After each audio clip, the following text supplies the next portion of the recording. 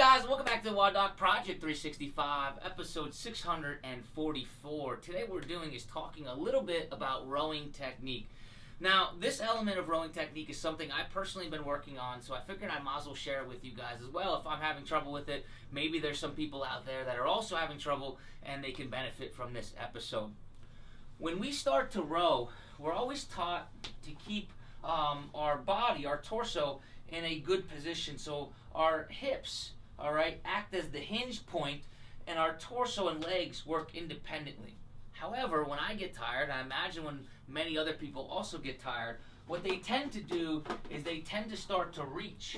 And when they start to reach, they allow their torso to collapse, right? So what I mean by that is we get our flexion, so our chest level, our nipple level gets closer to our belly button level, and we collapse down like this. This is bad for a number of different reasons. One, because it's bad for our back, all right? We can mechanically overload our back. Look, I got a little kitty cat right here, making a guest star appearance. Anyway, we can mechanically overload our back, right? And this could lead to some type of back problems, low back problems, upper back problems. Who knows, whichever link is the weakest may give out. But it also hurts our performance level because it no longer allows space for our diaphragm to drop down. If our diaphragm can't drop down, our lungs can't expand properly, we can't get that oxygen exchange, okay? So all this put together, the safety element of it and the performance element of it, what we want to learn how to do is continually cue ourselves, even when we're tired, to keep our chest up. And the way that I've been working on this is what I want to be able to do is I want to be able to bring my belly, okay, to my thighs, but my chest, my upper chest level, never comes close to it, okay? So imagine, I'm going to grab the rower in a second, just in a minute. Instead of coming like this, where my shoulders almost get to the point where they're touching my knees, what I'm going to do is I'm going to allow my belly to get to it, but my chest is going to come up much, much taller, okay? So you can see the difference. This is one versus this is the other, okay? Of course there's going to be some flexion, but we want to limit the amount of flexion we have, okay? So when I get into here, what I want to always be thinking is that I have a semi-active back. So yes, I have a more active back when I pull, okay?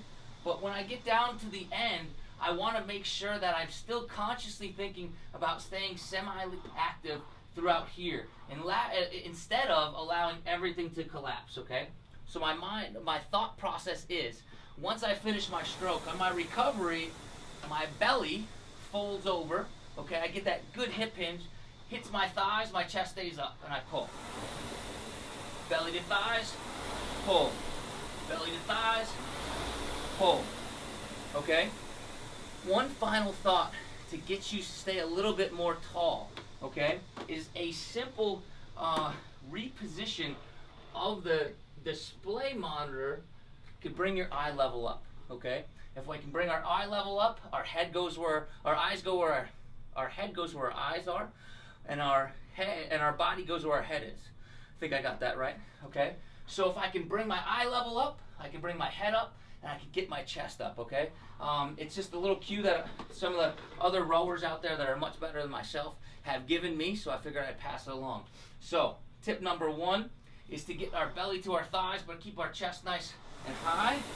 Tip number two, okay, is to raise and elevate the display monitor as high as we can. That way our gaze raises, our head raises, and it's much easier to make our chest raise, okay? Guys, I hope this helps you out. And until tomorrow, we're optimizing function to optimize performance.